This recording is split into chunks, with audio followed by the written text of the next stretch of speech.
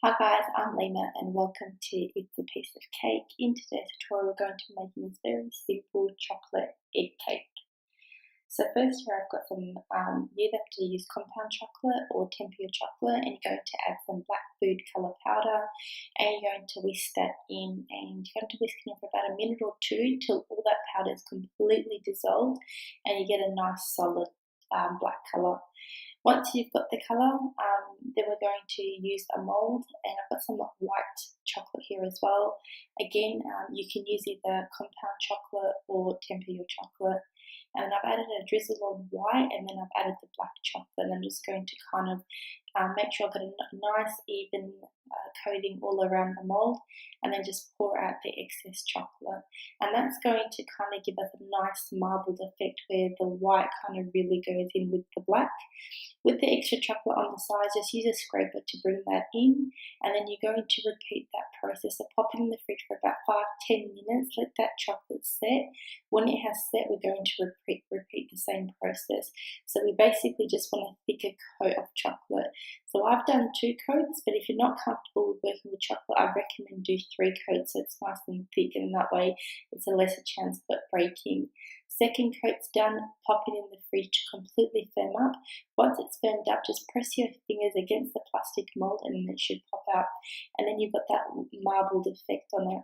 Another way you can do it is if you let your chocolate, your white chocolate, set up and firm up a bit. So as you can see, my chocolate's quite firm when I'm drizzling it on. It's not runny, it's quite set.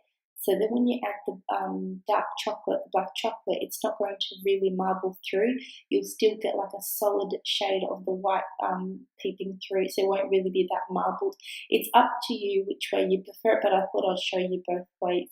So one is where the white chocolate's kind of firm when you're spreading it or pouring it, and the other way when it's marbled. So when it's set, you can see that the white is quite defined. You can really see it through.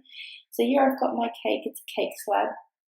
And then I'm just putting my egg on top of it just to get a kind of shape of what I want. Cut around the excess, and then you do want to have your cake even a bit smaller because you want enough room for the ganache or buttercream or whatever you're using to kind of go in the side so the chocolate sticks onto the ganache and it sticks onto the cake as well.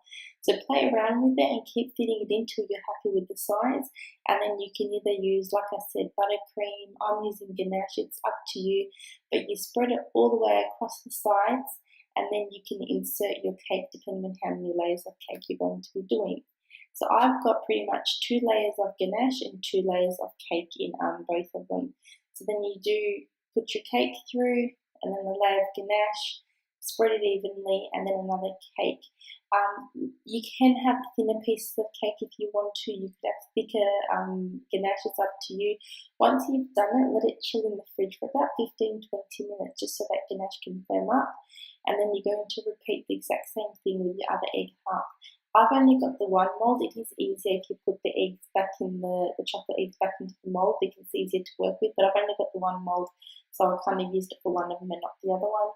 And then you're going to repeat that same process, ganache, cake, and then again pop it in the fridge once you're done for about 10-15 minutes just so that ganache can firm up.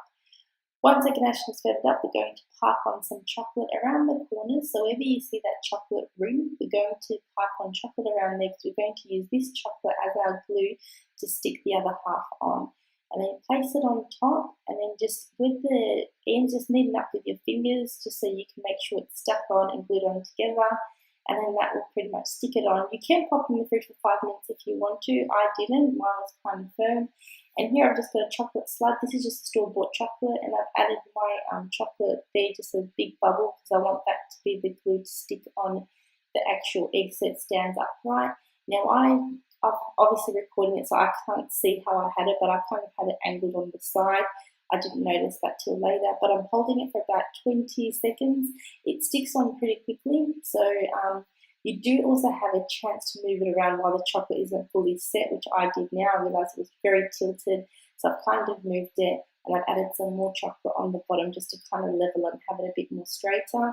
And then you can also spray it with some non-stick cooking spray if it's kind of dull because of the finger marks and being back and forth from in its case in the mould. so it kind of does get a bit dull, but just spray it with some non-stick cooking spray and it'll get it nice and shiny. But there is also special sprays that you can get from the cake decorating shop that keeps it a lot longer. Now I'm just brushing on some gold dust. So this is just edible gold dust you can get from your cake decorating shop, and you kind of just, you can sprinkle it on, brush it on, whichever way you want to. You can do it. You can add silver, pearl, whichever color you want to, and just really it's up to you. You can just have fun with it. You can, here I've diluted the silver with some rose spirit, so it kind of gives you a paint texture. And then again, I'm just brushing it on some gold and pearls. Very simple kind of decoration, and I thought I'd just break out all that gold with just a bit of pink and then pop some pink through. So as you can see, it's not a very hard, it's very simple. You really just, you can go all out, use as many colors as you want. It's very, very easy to do this. So just brushing it on and it pretty much dries up straight away. And that is pretty much how to make an Easter egg cake. Of course, you don't have to want to fill it with cake, you can just fill it with candy, but I thought I'd do it with the cake. And then if you want to cut it, just make sure that you put your knife in a hot cup of water. So boil some water in the kettle so the blade gets really hot and that kind of melts through the chocolate as it cuts it. I cut it at the worst possible spot because I cut it basically where it was and then the half. So it kind of cut where I didn't want it to cut. But anyway, thanks so much guys for watching. Hope you enjoyed the video, and if you did, give me a thumbs up. See you in the next tutorial. Bye for now.